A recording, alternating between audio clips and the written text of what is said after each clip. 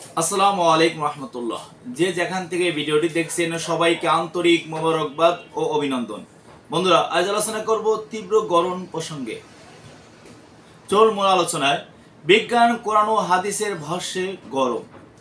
আল্লাহ তাআলা ভালোবেসে কুল মাখলুকাত সৃষ্টি করেছেন। জিন ও ইনসান বানালেন শুধুই তার পরিস্থিতির জন্য। মানুষকে খলিফা হিসেবে পৃথিবীতে পাঠালেন। যারা দায়িত্ব পালনে সফল হবেন তাদের সম্মানিত করবেন বন্ধুত্বের মর্যাদা দিয়ে। মানুষ সামাজিক জীব ও প্রকৃতির অংশ। সুষ্ঠুভাবে জীবন ধারণের জন্য প্রাকৃতিক পরিবেশ সুরক্ষা ও সামাজিক পরিবেশের উন্নয়ন জরুরি। এখন বিজ্ঞান শাস্ত্রে কি বলে? পৃথিবী সূর্যের চারিদিকে নির্দিষ্ট কক্ষপথে ঘোরে। এই ঘোরার সময় পৃথিবী সূর্যের দিকে সামান্য হেলে থাকে। পৃথিবী আবার তার নিজ অক্ষেও ঘোরে।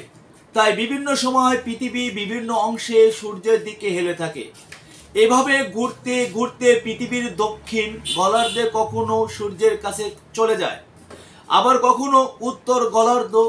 যখন যে অংশ সূর্যের দিকে হেলে থাকে তখনই সে অংশ খারাপভাবে বেশিক্ষণ ধরে সূর্যের আলো তাপ পায়। তখনই তীব্র গরম আমরা দেখি এবং অনুভব করি। আর তখনই সেই অংশে বেশি গরম পড়ে। এ সময় থাকে গ্রীষ্মকাল। একটি অংশ সূর্যের কাছে থাকা মানে তার উল্টো দিকের অংশটা থাকবে সূর্যের থেকে দূরে, আর দূরে থাকলে সে অংশটা কম আলো ও তাপ পাবে। তখনই সে অংশ থাকে শীতকাল এবং প্রচণ্ড ঠান্ডা।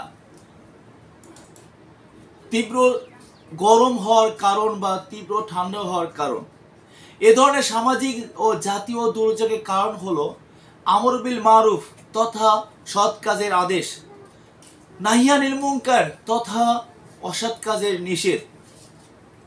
কোনো দেশে যখন যাকাত আদায় করা হয় না তখনই সেখানে আল্লাহ তাআলা বৃষ্টি বন্ধ করে দেন। যদিও কিছু বৃষ্টিপাত হয় তা মনে করতে হবে পশু পাখির কারণে।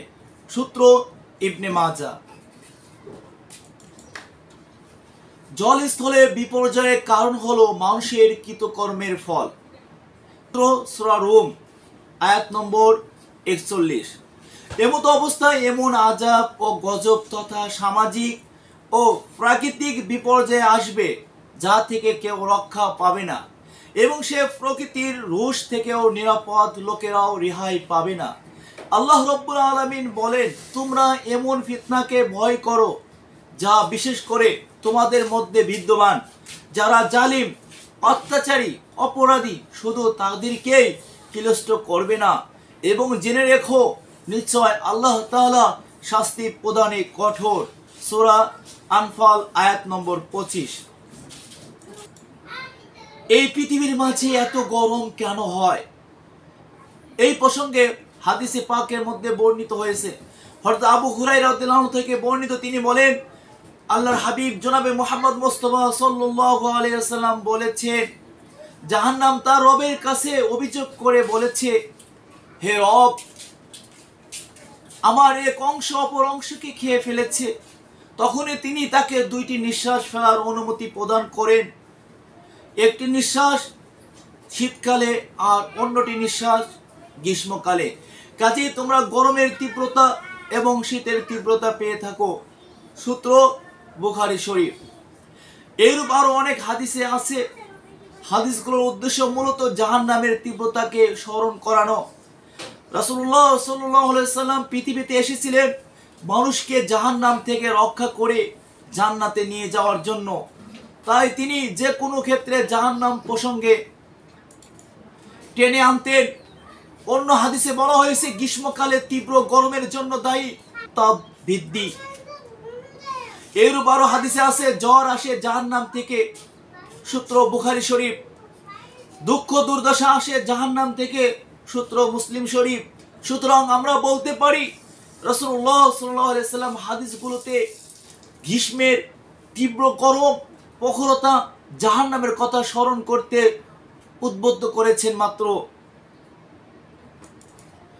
হযরত আবু যর রাদিয়াল্লাহু আনহু থেকে বর্ণিত, তিনি বলেন, এক সফরে আমরা আল্লাহর হাবিব জনাবে মোহাম্মদ মুস্তাফা সাল্লাল্লাহু আলাইহি ওয়াসাল্লামের সঙ্গে ছিলাম। এক সময় মুয়াজ্জিন জোহরে আজান দিতে চেয়েছিল, তখন নবী করিম সাল্লাল্লাহু আলাইহি ওয়াসাল্লাম বললেন, গরম কমতে দাও। কিছুক্ষণ পর আবার মুয়াজ্জিন সাহেব আজান দিতে চাইলেন, নবী করিম সাল্লাল্লাহু আলাইহি ওয়াসাল্লাম বললেন, গরম কমতে দাও।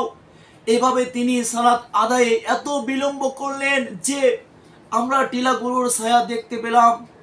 অতঃপর নবী করিম সাল্লাল্লাহু আলাইহি ওয়াসাল্লাম বললেন, গরমের প্রচণ্ডতা আসে জাহান্নামের উত্তাপ হতে, কাজে গরম প্রচণ্ড হলে উত্তাপ কমার পর্যন্ত নামাজ পড়বে। তাহলে এখন বুঝতে পারলাম যে গরম কোথা থেকে আসে, গরম কেন হয়।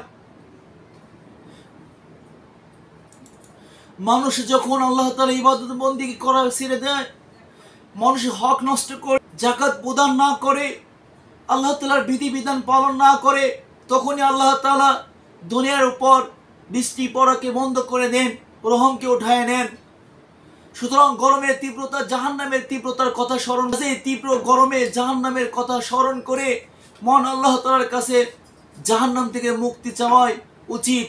আল্লাহ তাআলা আমাদের সবাইকে জাহান্নামের আযাব থেকে রক্ষা করুন, আমিন। আসসালামু আলাইকুম ওয়া রাহমাতুল্লাহ।